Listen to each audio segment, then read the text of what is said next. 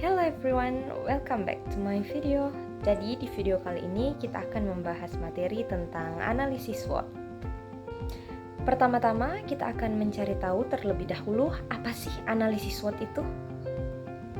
Jadi analisis SWOT adalah suatu teknik perencanaan strategis yang digunakan untuk membantu seseorang, sekelompok, organisasi atau perusahaan untuk mengidentifikasi kekuatan, kelemahan, peluang, dan ancaman yang terkait dengan persaingan bisnis atau perencanaan proyek. Dalam analisis SWOT terbagi atas dua faktor. Yang pertama ada faktor internal dan yang kedua ada faktor eksternal. Yang pertama, faktor internal. Di dalam faktor internal pun terbagi atas dua bagian. Yang pertama yaitu kekuatan atau strength, yaitu atribut positif dari suatu organisasi atau perusahaan. Dan yang kedua yaitu kelemahan atau weakness, yaitu suatu atribut negatif dari suatu organisasi atau perusahaan. Dan yang kedua yaitu faktor eksternal. Di dalam faktor eksternal sendiri terbagi atas dua bagian juga. Yang pertama yaitu peluang atau opportunity, yaitu faktor yang dapat dimanfaatkan oleh organisasi atau perusahaan untuk keuntungannya. Dan yang kedua yaitu ancaman atau threat, yaitu faktor yang dapat membahayakan organisasi atau perusahaan.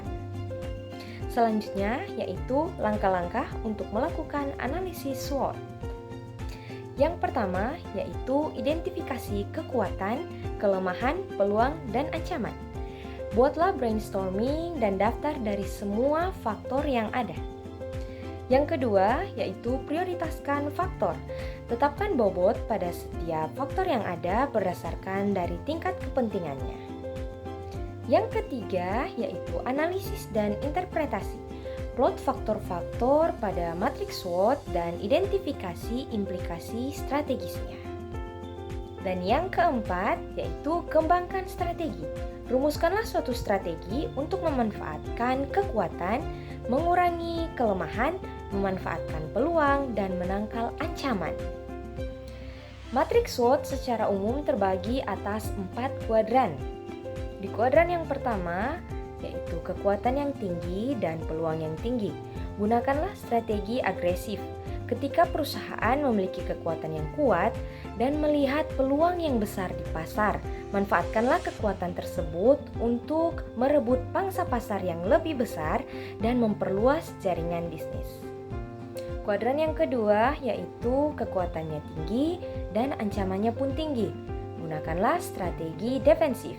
Ketika perusahaan menghadapi ancaman yang serius, pertahankanlah posisi pasar yang sudah ada dan minimalkan dampak negatif dari ancaman tersebut, seperti mengurangi biaya produksi.